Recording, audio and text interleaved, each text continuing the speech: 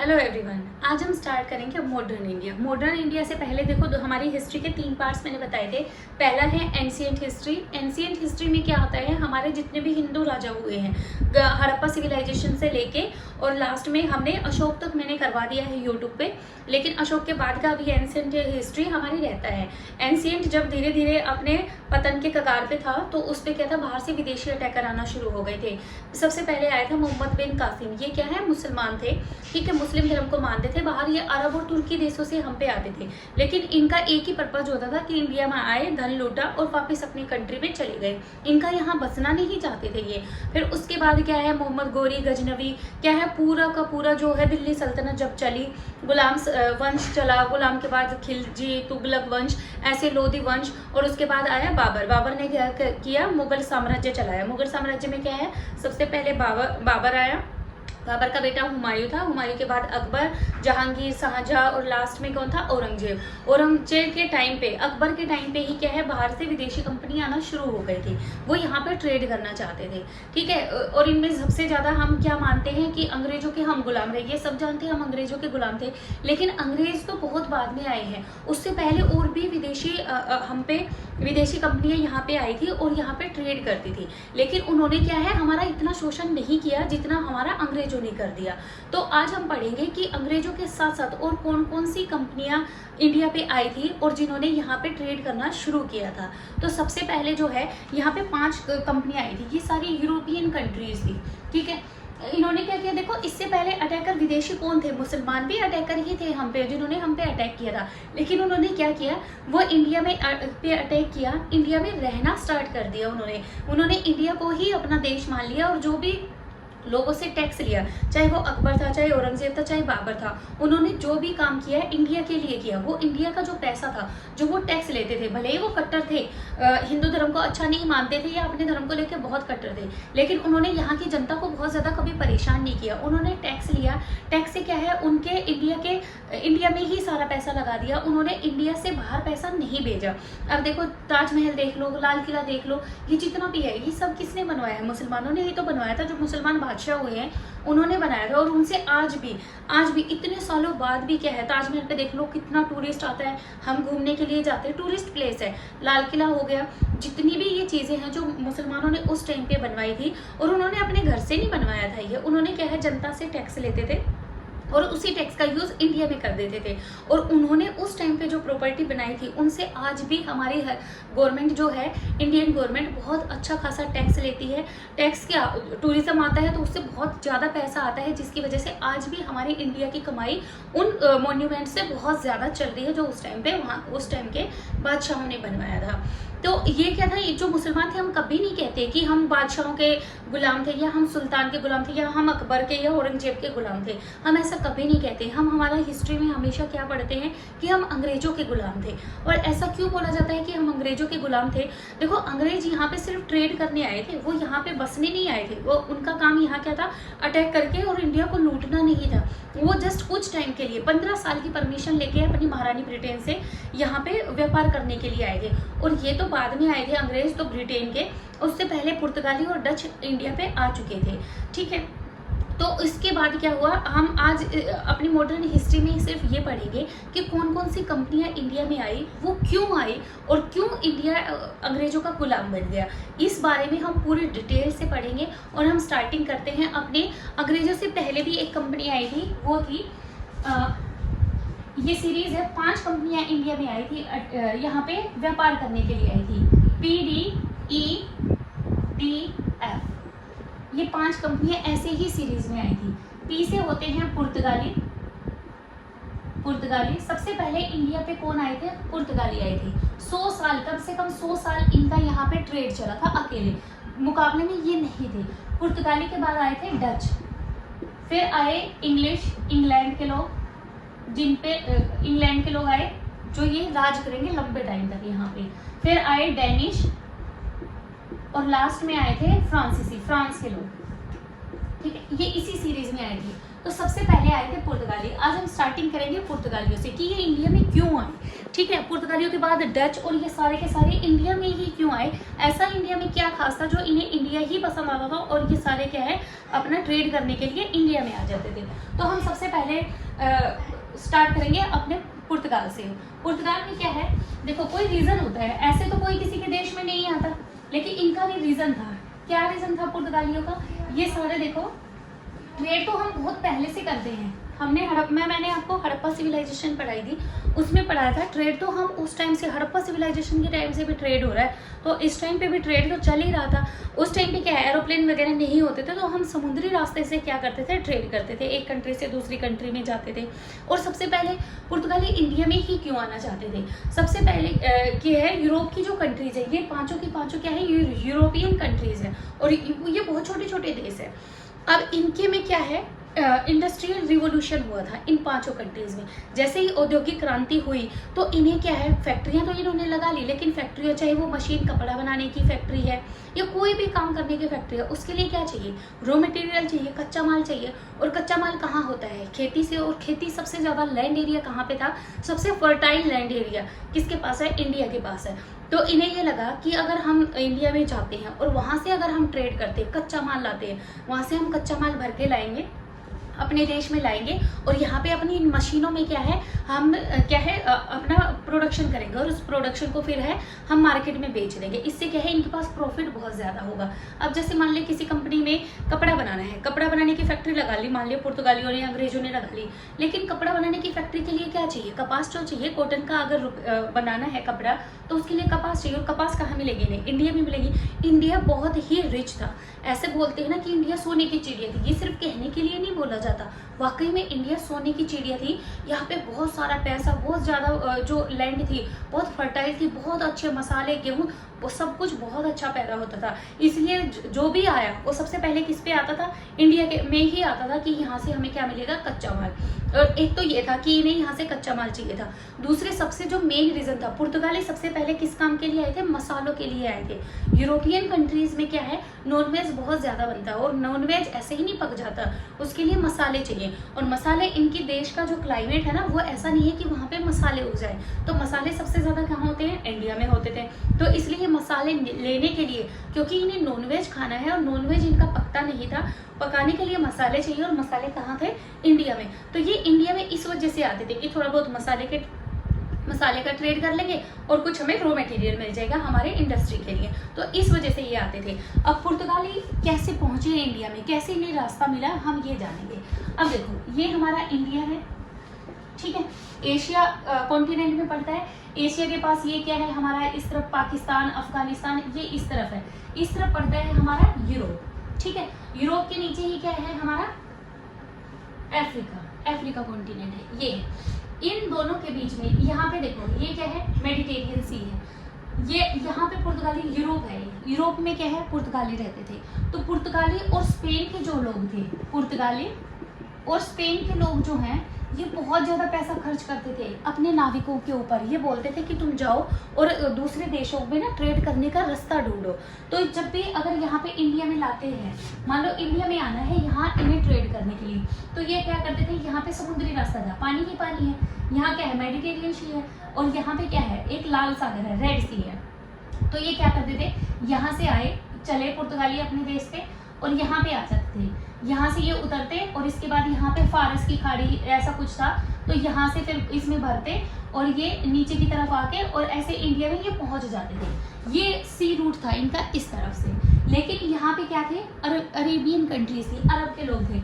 इन्होंने क्या कर दिया कि ये एरिया हमारा है और हम तुम्हें यहाँ से जाने नहीं देंगे। यहाँ से इन्होंने यहाँ से भी क्या कर दिया, यहाँ से भी जाने का रास्ता था, यहाँ पे भी रोक लगा दी और यहाँ से भी इन्होंने बोल दिया कि हम तुम्हें यहाँ से नहीं जाने देंगे। अब नहीं जाने देंगे तो जो यूरोपियन लोग थे वो परेशान हो गए कि हम ट्रेड करने के लिए दूसरे देशों में जाए कैसे। तो ये रीज़न था। तो पुर्तगालियों ने, जो पुर्तगाली थे, इन्होंने बोला कि तुम यहाँ से अरेबियन लोग नहीं जाने देते, तो एक काम करो, तुम दूसरा रास्ता ढूंढो। तो ये दूसरा रास्ता ढूंढने के लिए सबसे पहले 1492 में, देखो ये लोकेशन समझ में आ गई ना, एक बार और दोबारा बना देती हूँ मैं। जैसे ये इंडिया है, इंडिया के पास ये पाकिस्तान, अफगानिस्तान, ये यूरोपियन कंट्रीज हो गई हमारी, ये अफ्रीका हो गया ऐसे। तो इस रास्ते को क्या है, अरब वालों ने बंद कर दिया, जिसकी वजह से ये यहाँ के लोग यहाँ नहीं आ पाते थे। और यहाँ से भी इन्होंने बंद कर दिया था, यहाँ से भी, ठीक है, दोनों तरफ से बंद कर दिया। अब क्या है, यहाँ से एक आदमी चला, पुर्तगालियों ने बोला कि हम पैसे देते हैं भाई, तुम जाओ यहाँ पे सी रूट ढूंढो। तो सी रूट ढूंढने के लिए एक आदमी चला यहाँ से, कोलंबस नाम था उसका। 1492 में पहली बार एक पुर्तगाली चला, कोलंबस, और वो यहाँ से चला, अपनी नाव में बैठा। अब देखो यहाँ पे क्या है, सारा सी ही सी है, पानी ही पानी है, चारों तरफ पानी, ना कोई टापू है जहाँ वो बैठ के रुक सके, देख सके, आराम कर सके। तो वो बहुत, कोई महीने सालों लग जाते थे, आदमी मर भी जाते थे बहुत सारे। तो वो यहाँ से चला ऐसे इंडिया का रास्ता ढूंढने के लिए, लेकिन उसे आना नीचे था इंडिया को ढूंढने के लिए, लेकिन वो उसकी नाव की डायरेक्शन किस तरफ हो गई, इस तरफ हो गई। और यहाँ क्या है हमारा अमेरिका में जाके वो यहाँ पे उतरा, ठीक है। और यहाँ पे उतरते ही उसने सोचा कि मैंने इंडिया को ढूंढ लिया, इंडिया का रास्ता ढूंढ लिया। और उसे जो यहाँ पे अमेरिका में जाके जो लोग दिखे, उसने सोचा ये इंडियन है, तो उसने उनका नाम क्या दे दिया, रेड इंडियंस, कि ये रेड इंडियंस है। लेकिन उसे बाद में पता चला कि ये इंडियन है, ये तो कहाँ पहुँच गया, वो अमेरिका पहुँच गया है, नॉर्थ अमेरिका पहुँच चुका है। तो ये 1492 में कोलंबस की बात है। उसके बाद कुछ टाइम के बाद, चलो भाई ठीक है, इंडिया का रास्ता नहीं मिला, अमेरिका की खोज कर ली गई। कब, 1492 में किसने की थी, कोलंबस ने रास्ता फाइंड आउट किया था। उसके बाद एक दूसरा आदमी चला यहाँ से, और वो यहाँ से कई महीने हो गए उसे चलता चलता चलता, वो यहाँ तक पहुँच गए, ठीक है, बिल्कुल यहाँ दक्षिण के बिंदु पे, ठीक है। जब यहाँ पहुँचा तो वो थक गया, यहाँ आके उसने सोचा कि इतना पानी है, इतने दिन हो गए, इतने महीने हो गए मुझे चलते चलते, अब मुझे नहीं लगता आगे कोई रास्ता मिलेगा। उस आदमी का नाम था बार्थोलोमेडियास। लोमड़ी जैसा नाम लग रहा है, बार्थोलोमेडियास। तो यहाँ तक आया, और उसे यहाँ आके उसने एक फ्लैग लगा दिया, और उसने बोला कि भाई इससे आगे ना कुछ भी नहीं है, कोई अगर और रास्ता ढूंढता हुआ आएगा तो उसे समझ में आ जाएगा कि यहाँ तक एक आदमी आ चुका है और उसे कुछ नहीं मिला, और यहाँ से ये बार्थोलोमेडियास वापस चला गया कि आगे कुछ नहीं है। और इसका नाम रख दिया उसने निराशा द्वीप, ठीक है, निराशा द्वीप। ये आदमी चला गया। 1498 आ चुका है। यहाँ से एक और तीसरा आदमी चला इंडिया को खोज करने के लिए, तो वो इसी रास्ते से यहाँ आ रहा था। उसे आके यहाँ पे वो फ्लैग जो बार्थोलोमेडियास ने लगाया था वो फ्लैग मिला, और इससे ये तसल्ली हुई, थक वो भी चुका था कि बहुत ज़्यादा, कि कितने महीने हो गए मुझे कोई रास्ता ही नहीं मिल रहा कि मुझे किसी दूसरे देश में जाने का रास्ता मिल सके। तो ये यहाँ पे इसने हिम्मत दिखाई कि यहाँ तक तो ऑलरेडी कोई ना कोई पहुँच ही चुका है, क्योंकि यहाँ फ्लैग लगा हुआ था। तो इससे आगे उसने सोचा मैं और थोड़ा सा आगे चल के देखता हूँ, हो सकता है आगे कुछ मिल जाए। तो उसने क्या किया, ये बार्थोलोमेडियास जा चुका है, तो वो इससे थोड़ा सा आगे बढ़ा, और जैसे ही आगे बढ़ा यहाँ पे उसे एक आदमी मिला। वो आदमी क्या था, गुजरात का, इंडियंस था। तो इस आदमी ने पूछा, जो यूरोप से आ रहा था, इसने पूछा कि यहाँ आसपास कोई देश है जहाँ मैं जा सकूँ। तो इसने बोला कि हाँ है ना, यहाँ इंडिया है, आप सीधे जाइए और क्या आ जाएगा, इंडिया की खोज में तो ये निकला ही था। तो ये 1498 में ये आदमी कहाँ उतरा, केरला के कोचीन में, यहाँ पे केरला में पहुँच गया, और यहाँ के तट पे ही उतरा। और इस आदमी का क्या नाम था, वास्को डी गामा। हम ऐसे पढ़ते हैं किताबों में कि इंडिया की खोज किसने की, वास्को डी गामा ने 1498 में। लेकिन इंडिया तो पहले ही था, इंडिया की खोज की थोड़ी की थी इन्होंने क्या किया था, इंडिया आने का रास्ता ढूंढा था, इंडिया के समुद्री रास्ते से आने का इंडिया का रास्ता यहाँ पे ढूंढ लिया था। और यहाँ आके ये उतरा, और इसे बहुत खुशी हुई। इस आदमी ने इसे बताया कि हाँ आगे क्या है, इंडिया है। और ये आदमी कौन था, गुजरात का था, ठीक है। तो क्या है, एक समुद्री रास्ते से पानी की खोज कर ली गई। अब यहाँ से देखो यूरोपियन कंट्रीज को क्या फ़ायदा हुआ, पहले ये यहाँ जाते थे, इनको लैंड एरिया पे अपना सामान उतारने के बाद फिर यहाँ से जो पानी का एरिया था उससे आते, यहाँ पे टैक्स देते, और फिर ये इंडिया पहुँचते थे। अब क्या था, अब यहाँ पे क्या है, कोई किसी को टैक्स नहीं देना, कुछ नहीं देना, सीधे यहाँ से चलेंगे और यहाँ से आएंगे। जो ये पॉइंट था जिसको बार्थोलोमेडियास ने निराशा द्वीप बोला था, अब इसका नाम क्या रख दिया, आशा द्वीप, कि हाँ यहाँ से आशा दिखी थी, आशा द्वीप, या इंग्लिश में इसे बोलते हैं the Cape of Good Hope. यहाँ तक समझ में आ गया। तो फर्स्ट टाइम 1498 में एक पुर्तगाली कहाँ पहुँचता है, इंडिया में।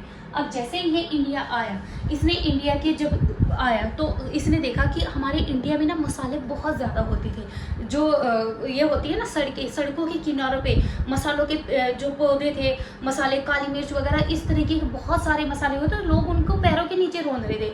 इंडिया में क्या है, उसने देखा कि देख जो चीज़ हमारे देश में इतनी कीमती है, इंडिया के लोगों के लिए वो कुछ है ही नहीं, ये इनके पैरों के नीचे मसाले दब रहे हैं, और जो इतने कीमती है, लेकिन इन इंडियंस को क्या है, इन मसालों की वैल्यू का नहीं पता। तो वास्को डी गामा ने सोचा कि अगर मेरी कंपनी, मेरे देश की कंपनी अगर यहाँ पे लग जाए तो हम यहाँ से ये जो फालतू का इंडियंस के लिए जो फालतू के मसाले हैं, जो पैरों के नीचे रौंद रहे हैं, जो सड़कों पे ऐसे ही बिखरा पड़ा है, गलियों में ऐसे ही बिखरे पड़े हैं जो मसाले, जिनकी यहाँ पे कोई वैल्यू नहीं है, अगर मैं इन मसालों को यहाँ से उठा के और मैं अपने देश ले जाऊं और इन्हें वहाँ पे बेचूं तो क्या है, मुझे बहुत सारा अच्छा प्रॉफिट हो सकता है। तो उसने ये सोच के अपने देश में ये बात रखी। तो 1498 में ही इनकी क्या है, यहाँ पे एक कंपनी लगा ली इन्होंने। कंपनी, अभी काम धंधा स्टार्ट नहीं हुआ है, जस्ट एक कंपनी, एक ऑफिस वगैरह बना लिया कि वहाँ से आएंगे और लोग यहाँ पे हम कामकाज देखेंगे। 1498 में क्या है, इन्होंने यहाँ पे अपनी 1498 में इन्होंने बताया 1503 में एक फैक्ट्री लगा ली। फैक्ट्री में लगाने के लिए अब उसे संभालने के लिए कोई ना कोई तो चाहिए, तो संभालने के लिए कौन आया, 1505 में किसको अपॉइंट कर लिया गया, गवर्नर डी अल्मीडा को। लेकिन इसने ना कुछ खास नहीं किया, ये जस्ट इसने काम संभाला, ठीक है, थोड़ा बहुत काम चल रहा है, इसके अलावा इसने कुछ नहीं किया। उसके बाद आया 1510 में एक नया गवर्नर अपॉइंट हुआ जिसका नाम था अल्बुकर्क। ये बहुत ही समझदार और बहुत ही चालाक आदमी था। इसने क्या किया, देखो इसकी थोड़ा सा ना डिटेल में समझना पड़ेगा आपको, ये लोकेशन समझ में आ गई कौन कहाँ से आया था। अब देखो मैं दोबारा बताती हूँ, इसमें ये हमारा इंडिया है, यहाँ पे सबसे पहले कौन आया, केरला के कोचीन में इन्होंने फैक्ट्री डाली अपनी, कोचीन में, ठीक है, केरला के कोचीन में सबसे पहली फैक्ट्री यहाँ पे बनाई। यहाँ पे 1503 में इन्होंने फैक्ट्री बना ली। 1498 में इन्होंने रास्ता ढूंढा। 1523 में यहाँ पे फैक्ट्री लगा ली थी। कंपनी इन्होंने 1498 में ही लगा ली थी, लेकिन फैक्ट्री कब लगाई, 1503 में। और 1505 में फर्स्ट गवर्नर आया जिसका नाम था डी अल्मीडा। इसने कुछ खास काम नहीं किया, स्टार्टिंग थी बस। उसके बाद 1510 आ गया। 1510 में नया गवर्नर अपॉइंट हुआ, उस गवर्नर का नाम था अल्बुकर्क। अब अल्बुकर्क ने क्या किया, ये बहुत ही समझदार था। इसने आते ही यहाँ पे एक राजा था गोवा के आसपास, गोवा में ना एक राजा था, छोटा मोटा राजा था। इसने अल्बुकर्क ने सबसे पहले क्या किया, गोवा पे अटैक किया, इस राजा को यहाँ से भगाया और गोवा को अपने अंडर ले लिया। अब देखो यहाँ पे इनकी फैक्ट्री है और गोवा को भी क्या है, इन्होंने अपने अंडर ले लिया है। यहाँ का जो राजा था उसने सोचा, उस टाइम पे इंडिया में इतनी पॉपुलेशन नहीं थी जितनी आज है, तो इसने सोचा कि ठीक है, कोई विदेशी है, इसने मुझ पर अटैक किया तो मेरा क्या जाता है, मैं दूसरी जगह चला जाता हूँ। तो ये अपना उठ के, इंडिया में जगह बहुत ज़्यादा थी, बहुत प्रॉपर्टी थी, बहुत पैसा था, कोई चिंता तो थी ही नहीं इन्हें इंडियंस को। तो अपना इसने दूसरी जगह जाके अपना दोबारा घर बना लिया और गोवा किसके अंडर आ गया, गोवा आ गया पुर्तगालियों के अंडर। अभी सिर्फ पुर्तगाली ही चल रहे हैं, अभी अंग्रेजों का नाम निशान नहीं, अंग्रेज अभी आए भी नहीं है, वो अपने देश में ही बैठे हैं, अभी सिर्फ पुर्तगालियों का राज चलेगा। तो गोवा इसने अपने अंडर ले लिया। फिर अल्बुकर्क ने सोचा कि गोवा जो है, हम यहाँ पे रह रहे हैं कोचीन में, गोवा इसने छीन लिया, अब इनकी धीरे धीरे प्रॉपर्टी बढ़ रही है। तो इसने सोचा कि हमारी प्रॉपर्टी तो बढ़ रही है, लेकिन हमारी पॉपुलेशन होनी चाहिए, हमारे लोग होने चाहिए। ये तो इंडियंस हैं, और अगर इंडियंस पे हम ज़्यादा अगर रोक जमाएंगे तो हो सकता है ये हमें मार के भगा दें यहाँ से। और ऊपर से इस टाइम पे, ये मैं किसकी बात कर रही हूँ, 1510 की, 1500 के आसपास दिल्ली में राजा भी तो बैठा है हमारा ऊपर, उसका नीचे कोई ज़्यादा ध्यान नहीं है। मोस्टली दिल्ली सल्तनत में जो राजा बैठता था वो ऊपर ही ध्यान रखता था, नीचे तो ये ध्यान रखता ही नहीं था। आज भी देखो हम नॉर्थ में बैठे हैं तो साउथ में, केरला में, तमिलनाडु में क्या हो रहा था, हम कितने अवेयर हैं उन चीज़ों से, बहुत ज़्यादा अवेयर अब भी नहीं है, आज भी नहीं है हम सोशल मीडिया होने के बाद भी। उस टाइम तो ऐसा सोशल मीडिया कुछ था ही नहीं। ऊपर क्या चल रही थी, 1510 में याद करो, लोधी साम्राज्य चल रहा था ऊपर दिल्ली में, इब्राहिम लोधी, सिकंदर लोधी, ये राजा ऊपर बैठे, ये अपना ऊपर राजकाज संभाल रहे हैं, इन्हें नीचे से कोई मतलब नहीं है। लेकिन नीचे कौन हावी हो रहा है, धीरे धीरे पुर्तगाली हावी होते जा रही है इंडिया पे। अभी इन्होंने गोवा भी छीन लिया। फिर इसने सोचा कि हमारे लोग हम लाए कहाँ से, अल्बुकर्क ने सोचा कि पुर्तगाली कहाँ से लाए, यहाँ तो सारे इंडियंस हैं। तो इसने सोचा, इस टाइम पे इंडिया में एक चीज़ थी, सती प्रथा जिसे हम बोलते हैं। सती प्रथा में क्या होता है मान लो पहले बचपन में ही शादी कर देते थे, कईयों की तो पैदा होते ही ये रिश्ता हो जाता था कि इसकी शादी, इस लड़के की शादी इस लड़के से होगी। तो धीरे धीरे जब बड़े होते थे, पहले मेडिकल फैसिलिटी इतनी थी नहीं, तो लड़कों की क्या है बहुत ही जल्दी, बहुत ही छोटी एज में डेथ हो जाती थी। और डेथ होते ही क्या है, उसकी जो बचपन में शादी हुई है, बाल विवाह जो हुआ है, वो लड़की विधवा हो गई। और विधवा को हमारे इंडिया में क्या करते थे, सती प्रथा थी। सती प्रथा में क्या होता है, अगर हस्बैंड की डेथ हो जाती है तो उसकी वाइफ को उसके साथ ही जला देते थे। तो वो आदमी मर चुका है लेकिन लड़की जिंदा होती थी, और ऐसे ही नहीं जला देते थे। उसके दोस्त, उसके जो घर वाले थे, भाई बहन उसके, और उसके फादर, चाचा वगैरह, वो क्या है डंडे लेके खड़े हो जाते थे, लठ लेके खड़े हो जाते थे जब उस लड़की के पति की डेथ होती थी। और उसको अंतिम संस्कार जब उसकी चिता जलती थी, उस जिंदा लड़की को उसमें बिठा दिया जाता था। अब देखो कोई भी, हमारा हाथ भी जल जाता है आग में तो कितनी दिक्कत होती है हमें। जैसे उस लड़की का जब शरीर जलने लगता था, वो लड़की तो जिंदा है, लड़की थोड़ी मरी है। तो जब वो भागती थी उठ के, कि जब उसे दर्द होता था उसकी वजह से, आग की वजह से, तो उसके भाई बंधु जो चारों तरफ लठ लेके खड़े होते थे, उस लड़की को मारते थे और जबरदस्ती उस चिता में फेंक देते थे। इतनी बेदर्दी से क्या है, उस टाइम पे लड़कियों को सती प्रथा के नाम पे बलि चढ़ा दिया जाता था। तो अल्बुकर्क ने सोचा कि क्यों ना मैं गोवा में जो सती प्रथा चल रही है मैं इसे बंद कर दूं। तो अल्बुकर्क ने क्या किया, सती प्रथा बंद कर दी। और इसने कोई इंडिया के फेवर में आके ये डिसीजन नहीं लिया था। इसने क्यों लिया, इसने सोचा कि इन्होंने जो फैक्ट्री लगाई है, जो काम इनका स्टार्ट हुआ है, यहाँ आदमी भी आए हैं, फैक्ट्री में काम करने वाले पुर्तगाली ही तो हैं। तो इसने सोचा कि यहाँ पे अपनी फैमिली को लेके आना हर वर्कर के लिए पॉसिबल नहीं है कि पुर्तगाल से हम अपनी फैमिलियों को यहाँ लेके आए। तो इन्होंने क्या बोला, सती प्रथा बैन करवा दी। अब सती प्रथा बैन करवा दी तो लड़कियाँ, तो हस्बैंड की डेथ हो गई, लड़कियाँ मरेंगी नहीं अब, तो वो लड़की जाएंगी कहाँ से। घर वाले सोचते थे कि भाई आज भी क्या है, लड़कियाँ अगर किसी लड़की के हस्बैंड की डेथ हो जाती है तो घर वाले बहुत रेयर रखते हैं तो वो लड़की उन पे बोझ है आज के टाइम में भी, तो उस टाइम पे भी बोझ हुआ करती थी। अब लड़की के हस्बैंड की डेथ के बाद ना तो उसके ससुराल वाले उसे रखते थे और ना उसके घर वाले उसे रखते थे, तो वो लड़कियां जाए कहाँ। और सती प्रथा इसलिए उन्हें क्या कर दिया जाता था, सती कर दिया जाता था कि ये मर जाएंगी तो इनका खर्चा, ये किसी पे बोझ नहीं बनेंगी। लेकिन ये बंद किसने करवा दी, अल्बुकर्क ने। अब अल्बुकर्क ने बोला कि ठीक है, जो जिस लड़की के हस्बैंड की डेथ हो जाती थी कि भाई ठीक है, देखो ना तुम्हारे घर वाले तुम्हें रख रहे हैं और ना तुम्हारे ससुराल वाले तुम्हें रख रहे हैं, अब तुम खाओगी पियोगी कैसे। तो क्या है, हमारे जो वर्कर हैं वो तुमसे शादी करेंगे, तुम्हारा सारा खर्चा उठाएंगे, तुमसे शादी करेंगे, अपना घर बसाएंगे। तो इसने क्या किया, जो विधवा औरतें थी, जो सती प्रथा होती थी, सती प्रथा बैन लगवा के उन औरतों की शादी किससे करना स्टार्ट कर दिया, अपने पुर्तगालियों से। और उसने ऐसा क्यों किया, उसने सोचा कि हमारे पुर्तगाली और इनकी इंडियंस जो औरतें हैं, इनके जो आगे बच्चे होंगे, जो ब्रीड होगी बच्चों की, वो मिक्सचर होगी इंडियंस और पुर्तगाली का। और एक पीढ़ी, दो पीढ़ी, तीसरी पीढ़ी के बाद क्या होगा, वो सारे पुर्तगाली होंगे। और पुर्तगाली होंगे तो यहाँ पे पुर्तगालियों की पॉपुलेशन क्या है, धीरे धीरे बढ़ जाएगी। देखो ये इतनी लंबी प्लानिंग सोचता था, 1510 में आया था, इसे पता था कि इसमें कई 100 साल लग सकते हैं। यहाँ पे पुर्तगालियों की पॉपुलेशन एक दिन का काम तो नहीं है ना कि पॉपुलेशन फटाफट बढ़ गई, टाइम लगता है उसमें, वो अपने अकॉर्डिंग ही होगी। तो इसने इतनी लंबी पारी खेली, हम इंडियंस तो कभी सोच भी नहीं सकते थे उस टाइम पे। हम इंडियंस क्या थे, बहुत भोले टाइप के, जिसे बोलते हैं ना, ऐसे होते थे। इतनी लंबी प्लानिंग हम कब कर ही नहीं सकते थे, आज भी नहीं करते। तो ये तो कितने साल पहले की मैं बात बता रही हूँ, 1500। ये उस टाइम पे इतने तेज दिमाग थे कि इन्होंने प्लानिंग कर ली कि यहाँ पे अपनी पॉपुलेशन कैसे बढ़ानी है। और अल्बुकर्क ने क्या किया, यहाँ के जो मंदिर थे वो सारे मंदिर तोड़वा दिए, और मंदिर तोड़वा के क्या बनवा दिए, यहाँ पे सारे चर्च बनवा दिए। इंडिया के लिए चर्च बिल्कुल नए थे, इन्हें पता ही नहीं था ये चर्च क्या होते हैं, हम इंडियंस को तो पता ही नहीं था। तो इसने क्या है, उस टाइम पे चर्च बनवा दिए यहाँ पे। और जो पॉपुलेशन थी, जो औरतें बची, उनसे पॉपुलेशन जो बच्चे हुए वो पुर्तगाली हो। और इस टाइम में ना बहुत से जानता था कि जो इसने प्लानिंग की है ये उसको नहीं देख पाएगा, लेकिन फिर भी क्या किया, इसने अपने देश के लिए, अपने देश को यहाँ सेट करने के लिए इसने इतनी लंबी प्लानिंग खेल दी। उसके बाद इसे क्या है, इसे ही अल्बुकर्क को ही क्या है कि यहाँ पुर्तगालियों का वास्तविक शासक कहा जाता है, वास्तविक शासक कहा जाता है किसको, अल्बुकर्क को, क्योंकि इसने क्या है, पुर्तगालियों को जड़े जमाने में यहाँ बहुत ही महत्वपूर्ण काम किया था। उसके बाद 1529 आ गया, देखो 10 में इसने ये सारी प्लानिंग कर दी थी और 1529 आ गया। अब क्या है, पोस्टिंग थी इसकी तो गवर्नर बन के आया था, तो ये क्या है, दोबारा जाएगा भी, ट्रांसफर भी होगा, तो ये यहाँ से चला जाता है। फिर इसकी जगह आता है थर्ड आदमी, नूना डी कून्हा, इसका नाम था नूना डी कून्हा। ये भी क्या है, ये भी बहुत ही चालाक, बहुत ही ब्रिलियंट माइंडेड था।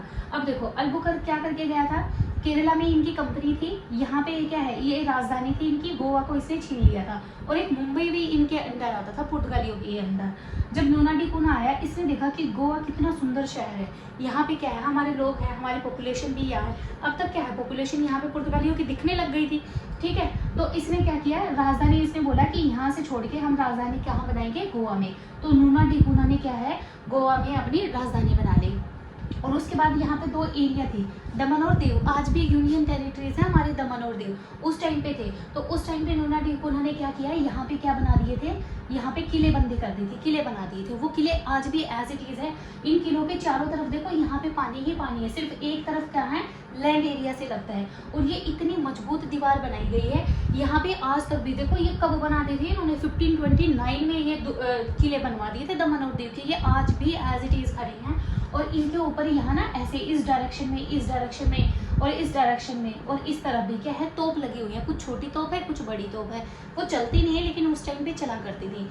ये क्यों बनाई थी तोप, यहाँ क्यों रखी थी, ऊंचे किले बना के, बहुत मजबूत किले बना के, और क्या है, इन पे तोप रख दी गई थी। ये तोप क्यों बनाई थी कि अगर मान लो यहाँ पे ये समुंदर ही समुंदर है, समुद्र में से कोई अगर समुद्री लुटेरे अटैक करने के लिए आ रहे हैं, तो ये क्या करते थे, तोप को उन्हें समुद्र में ही तोप से फायर करते थे उनके ऊपर, और वो समुद्र में ही उनकी डेथ हो जाती थी। तो उससे बचने के लिए क्या है, इन्होंने कर रखे थे। अब देखो ये पानी में कितने सालों से 1529 से लेके और आज क्या हमारा 2022 आज तक भी क्या है, ये एज इट इज खड़े हैं। और आज भी अगर हम घर बनाते हैं नया, उसमें कुछ टाइम के, कुछ सालों के बाद नए घर में भी क्या है, पपड़ी या सीलन आ जाती है। लेकिन आज भी इतने सालों से ये दुर्ग आज भी एज इट इज खड़े हैं, इनमें कोई सीलन, कोई पपड़ी वगैरह कुछ भी नहीं है।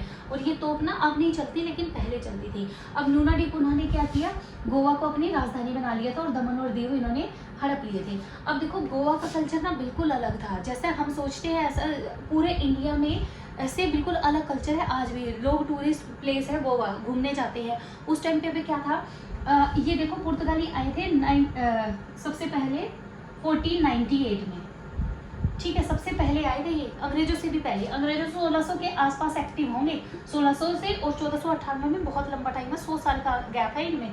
तो 1498 में आए अंग्रेज, जब आए थे 1600 के आसपास आएंगे ये, ठीक है। और हावी होंगे 1700 के बाद, औरंगजेब के डेथ के बाद। 1707 में औरंगजेब की डेथ हुई थी, उसके बाद धीरे धीरे ये पता लगेगा कि औरंगजेब के जो वंशज हैं, जो उनके पोते, उनके बच्चे हैं, वो ज़्यादा पावरफुल नहीं है, तो अंग्रेज इंडिया पे हावी होना शुरू हो जाएंगे। और अंग्रेज कब चले गए थे, 1947 में चले गए थे।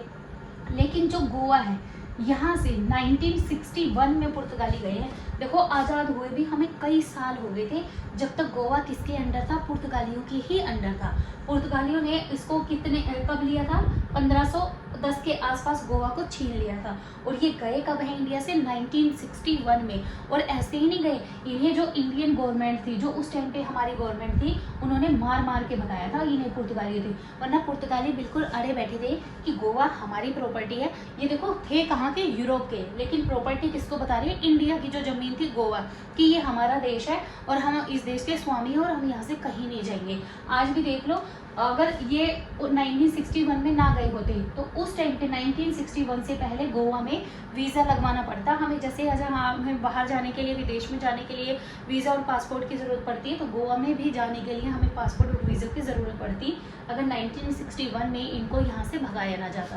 तो इस तरह से प्लानिंग की इन्होंने। अभी सिर्फ हमने 3 ही पढ़े हैं, इसके बाद की जो स्टोरी है पुर्तगालियों की, अब धीरे धीरे पुर्तगालियों ने ना यहाँ से लेके, देखो ये यहाँ पे ऑस्ट्रेलिया पड़ता है, यहाँ पे एक जगह है मलाया, ठीक है, इंडिया के और इसके बीच में, ऑस्ट्रेलिया के बीच में। और यहाँ पे जो अरेबियन कंट्रीज है, यहाँ पे हरमुज एक जगह है, यूरोपियन अरब कंट्रीज के आसपास हरमुज में, यहाँ तक इन्होंने पुर्तगालियों ने क्या किया, यहाँ से लेके, हरमुज से लेके और नीचे मलाया तक, देखो इतना लंबा रूट जो ये मलाया है ऑस्ट्रेलिया और इसके बीच में, यहाँ तक इन्होंने बोला कि ये एरिया सारा हमारा है।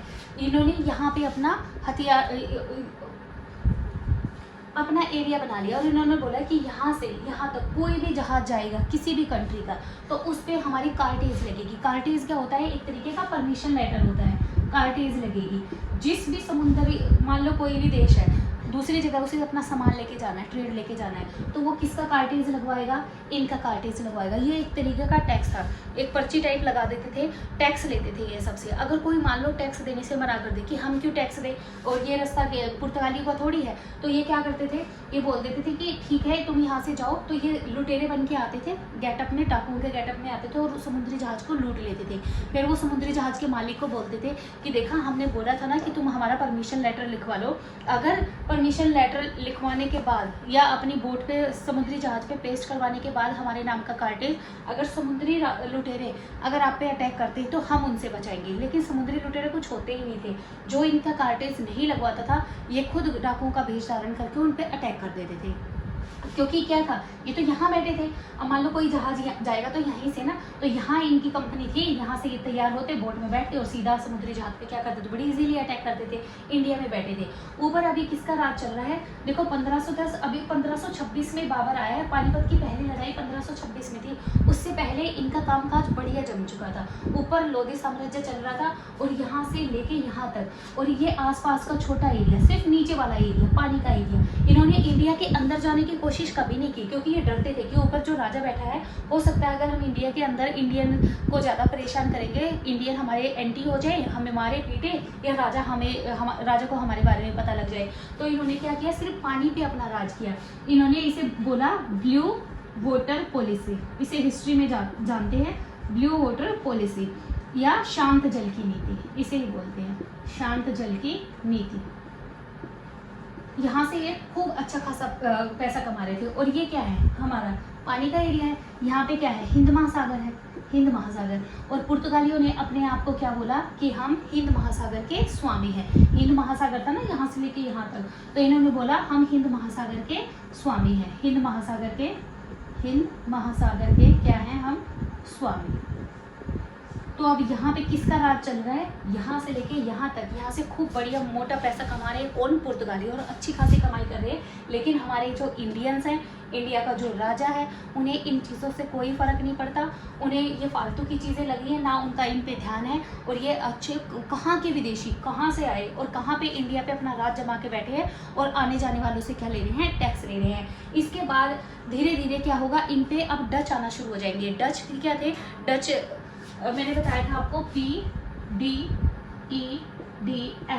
पुर्तगालियों की स्टोरी आज मैंने सुना दी है कि पुर्तगाली कैसे यहाँ पे आए, मसाले लेने के लिए आए थे, उन्होंने रास्ता ढूंढा और यहाँ पे धीरे धीरे इस पे पानी पे अपना कब्जा करके बैठ गए और यहाँ से टैक्स कमा रहे हैं इंडिया में बैठ के, और अच्छा खासा इनका काम चल रहा है। उसके बाद आएंगे डच। डच धीरे धीरे जो है पुर्तगालियों पे हावी होंगे। अब आगे क्या होगा, अब डच और इंग्लैंड वाले आपस में, पहले ये पाँचों आपस में लड़ेंगे कि इंडिया पे राज करेगा कौन। इन पाँचों की लड़ाई होंगी आपस में।